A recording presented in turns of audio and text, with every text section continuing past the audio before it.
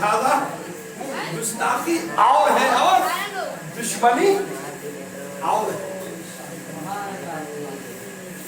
اب آئیے بزرگوں کی بارگاہ میں ہوتا کیا ہے؟ بزرگوں سے جن آدمی کو جن لوگوں کو نسبت ہو جائے لیکن گستاخ نہ ہو, دشمنی اپنی جگہ ہے. یہی وجہ ہے کہ آپ چاہے وہابی کو, دیوبندی کو, نجدی کو, رافضی کو, قادیانی کو, غیر مقلد کو, ان بدبختوں کو چاہے آپ قرآن کی حدیث پاک کو جو بھی چاہے آپ سنا دیں لیکن اس کے دل پر اثر. لیکن یہی چیز اگر کسی کافر کو سنائیے, کسی مشرک کو سنائیے, کسی یہودی کو سنائیے, کسی نصرانی کو سنائیے, تو کچھ دنوں کے بعد وہ دھیرے دھیرے نرم ہوتا ہوا چلا جاتا ہے. کچھ دنوں کے بعد, کیونکہ وہ کافر ہے, دشمن ہے, لیکن گستاخ نہیں ہے. گستاخ اور دشمنی میں یہی فرق ہے کہ گستاخ کیا ہے اور دشمنی کیا ہے. میرے بھائیوں, میرے عزیز, میرے بزرگوں, آپ سے کہنے کا مقصد و مطلب یہ ہے کہ سرکار حنیف ملت یا دیگر بزرگان دین سے جو ہم محبت اور عقیدت رکھتے ہیں تو اپنے اسلاف کو ہم قبلہ بھی کہتے ہیں اور کبھی کبھی محبت میں ہم کعبہ بھی کہتے ہیں.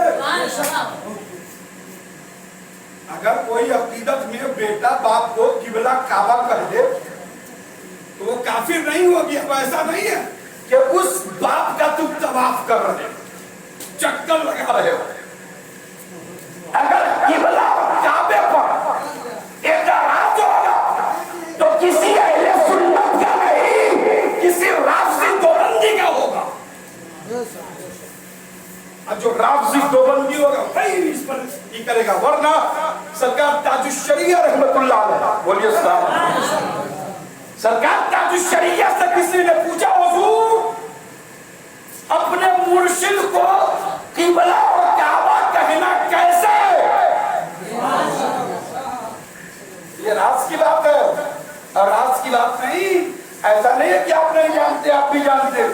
کچھ ایسے بھی بدبخت قسم کے لوگ ہیں, افضل مظفر پوری اسی سرزمین پر, اسی پوان گڑھ کی زمین پر عرص حنیفی میں قبلہ اور کعبہ کا یہ جملہ استعمال کیا تھا. سوشل میڈیا پر بہت سارے لوگوں نے اعتراض کیا, ان جاہلوں کو پتہ نہیں ہے, وہ مجھ سے پوچھ رہے تھے قبلہ اور کعبہ کیا کہتے ہیں.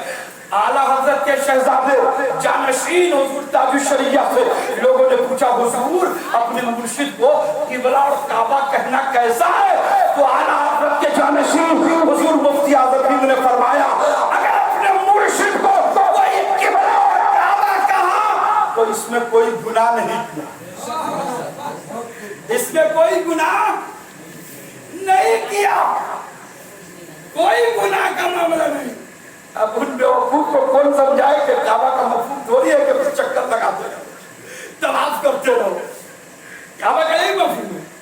قبلہ کا کیا معنی ہے؟ صرف پچھم تھوڑی ہے, خالی ایک ہی چیز وہی تھوڑی ہے انگیٹ کی معنی. تو گئے ہو گیا, کھڑے ہو گئے. اگر اس پر بھی بحث ہوگی, اس پر بھی بات ہوگی تو بات لمبی ہوگی. دونوں ماں صادق. پہلے وہ جو چیز آپ لوگوں کے ذہن میں جو چل رہی ہے میں اس کو کلیئر کر دوں کہ اعلیٰ حضرت رحمت اللہ علیہ کے جانشین حضور تاج الشریعہ رحمت اللہ علیہ کا فتویٰ کسی نے پوچھا حضور تاج قبلہ اور کعبہ اپنے مرشد کو کہنا کیسا؟ آپ نے فرمایا کوئی بڑی بات نہیں, کوئی گناہ کا کام نہیں, کہا جا سکتا ہے. تو اگر جناب محفوظ صاحب قبلہ نے مرشد کی محبت میں, پیر کی محبت میں, بزرگوں کی عقیدت میں اگر قبلہ کہہ دیا اور کعبہ کہہ دیا کوئی مذائقہ نہیں, کوئی گناہ نہیں. بہت سارے لوگ عقیدت میں محبت میں نہیں کہہ دیتے کہا ہے قبلہ کعبہ. نفیس صاحب آپ پڑھے لکھے ہیں, مدرسہ سے آپ کا تعلق ہے, آپ اچھی طریقے سے جانتے ہیں, کہا جاتا ہے قبلہ کعبہ, یہ محبت میں کہتے ہیں کہ نہیں؟ عام لوگوں کو کہہ دیتے ہیں قبلہ کعبہ. تو ایسا تھوڑی ہے کہ وہ کعبہ ہے اور قبلہ ہے. ایک حقوق کے अब वो जाहिलों को क्या जवाब दिया जाए? आए सामने तब तो बस नेट पर डाल दिया। अब पता क्या चलता है कि उनकी गुस्ताखी, अब उनका कुफ्र, उनकी दुश्मनी कहाँ तक पहुंच गए? हमें तो नहीं छोड़ा, अली पे भी लोगों को नहीं छोड़ा। बहरहाल किबला और काबा का जो जुमला है ये कोई खराब जुमला नहीं है। किसी को मोहब्बत और ताज़ीमन अदब में कहना ये जायज है, सही है। दुरूद पाक सुनाइए सैयदना शफीना मौलाना मोहम्मद बिन बारिक वसल्लम सल्लल्लाहु अलैहि वसल्लम। हाँ, सरकार हनीफ मिल्लत रहमतुल्लाह अलैह, सरकार सरकारी के अव्वल खलीफा, और आप सुन चुके हैं और सुन भी चुके हैं और मेरी नजरों ने, मैंने खुद अपनी आंखों से देखा, शायद आपने देखा हो न देखा हो। 8 साल के बाद आपकी तुरबत खुली, कब्र खुली आपकी, तो मैंने अपनी नजर से, मुझे याद है, अच्छी तरीके से याद है, जब रात में इस कब्र को बनाया जा रहा था, कब्र को फिर से साफ की गई और उसको नीचे से ईंट की दीवार दी गई। उस वक्त आपके जश्न मुबारक को बाहर निकाला गया था।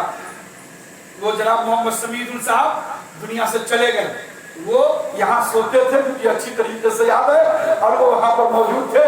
ये अब्दुल नाम था इनका, इनका नाम नथनी था जिसको कहते हैं, नूर मोहम्मद साहब, वो भी थे, हयात से थे।